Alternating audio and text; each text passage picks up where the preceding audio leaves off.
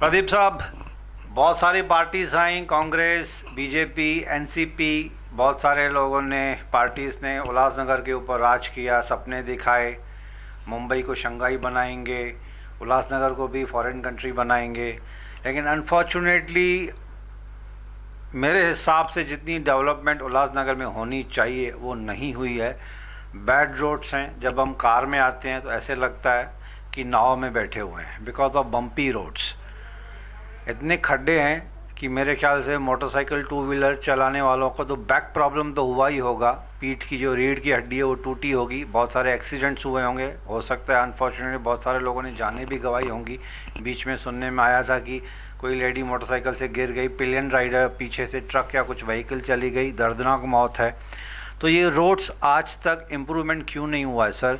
Just because of corruption in Ulhasnagar corporation, या फिर लोग सोए हुए हैं, आवाज़ नहीं उठा रहे हैं, या कॉरपोरेटर्स जी जान से उस मुद्दे को हाउस में नहीं लेके जा पा रहे हैं कि रोड्स जो हैं, जो बेसिक सुविधा मानी जाती है, पानी इम्प्रूव हो चुका अभी उल्लासनगर में, लोड शेडिंग भी जितना मैंने सुना है कि काफ़ी ना के बराबर हो रही है। अब बाकी बचा लास्ट रोड्स का। रोड्स इम्प्रूव सर क्यों नहीं हो रहे हैं, which is the basic need and demand of the people. हालांकि टू व्हीलर्स इतने उल्लासनगर में कि पैदल चलना तो छोड़ो, टू व्हीलर पे हम सोचते हैं कि कैसे कट मार के जाएं, कार चलाना मतलब क्वाइट इम्पॉसिबल। देखिए, रोडों की जो सड़कों की जो समस्या कह रहे हैं, इसमें सड़कें बहुत ज़्यादा खराब हैं ऐसा मैं नहीं मानता, क्योंकि सड़कें बहुत सकरी हैं, बहुत छोटी हैं। दोनों तरफ अगर गाड़ियां खड़ी हो जाए, पार्किंग लग जाती है तो बहुत ही तकलीफ होती है छोटे रोड होने की वजह से। ऐसा नहीं है कि पूरे सड़कें का जाल बहुत सुंदर बनाया गया है, लेकिन मेरे हिसाब से 60% जो सड़कें हैं उल्लासनगर की वो सीमेंट की अब बन गई है। और इस साल भी कुछ 7-8 सड़कें सीमेंट के बनने के लिए उसकी निविदाएं जारी की गई है। अगर आप सही मायने में इसका सर्वेक्षण करेंगे, क्योंकि दो चीज़ें होती हैं, अगर आप किसी ट्रैफिक में फंस गए और आपको आधा घंटा लग गया तो आपका ध्यान सड़क खराब है उस पर नहीं जाता, आप समझते हैं कि सड़क खराब होने की वजह से यातायात में, यहाँ पर छोटी सड़कें होने की वजह से यह कारण है कि ऐसे लगता है कि बहुत ज़्यादा हम लोग सकरे हैं, कंजेस्टेड होने की वजह से हम लोगों को तकलीफ़ें आती है। जिस तरह से इस शहर की अगर आप देखोगे निर्माण हुआ है, यह बहुत योजनाबद्ध तरीके से बना हुआ शहर नहीं है। अगर योजनाबद्ध तरीके से बना हुआ शहर होता तो यह समस्याएं नहीं आती, और किसी को यह पता नहीं था कि इस शहर में जनसंख्या का इतना बोझ आ जाएगा, किसी ने सोचा नहीं था। क्योंकि यहाँ पर लोगों ने मकान खरीदे, यहाँ पर कारखाने लगाए, कारखाने के लिए मजदूरों की ज़रूरत पड़ती है, मजदूर बाहर से आए, वहाँ पे मजदूरों ने भी यहाँ ही अपना घर बना सोचा।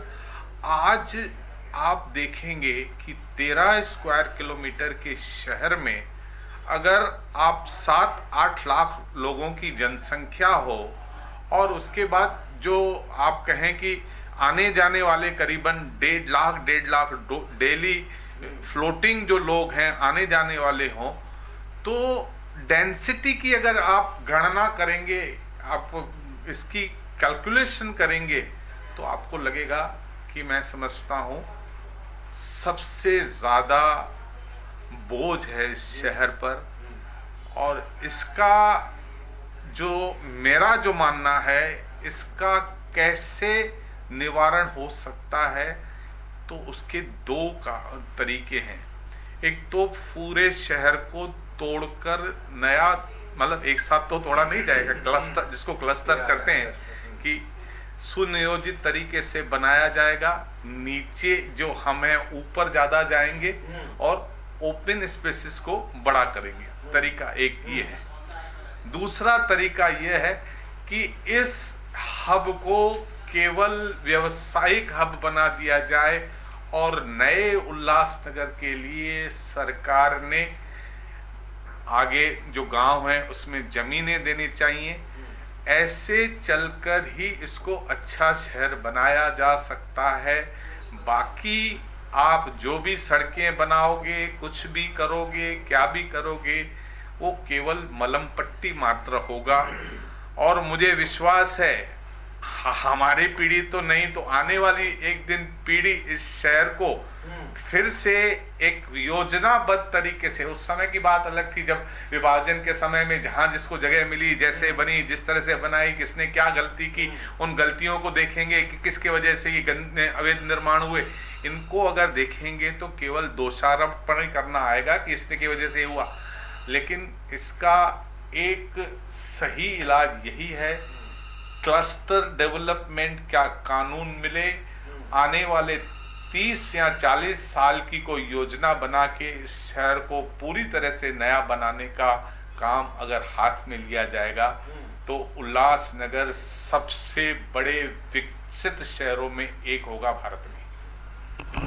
तो दोस्तों ये थे प्रदीप साहब की जो एक्सप्लेनेशन क्लैरिफिकेशन थी with regard to bad roads, या फिर जो आने वाले समय में ये रोड्स जो बचे हुए हैं वो कंक्रीट करने की कोशिश करेंगे।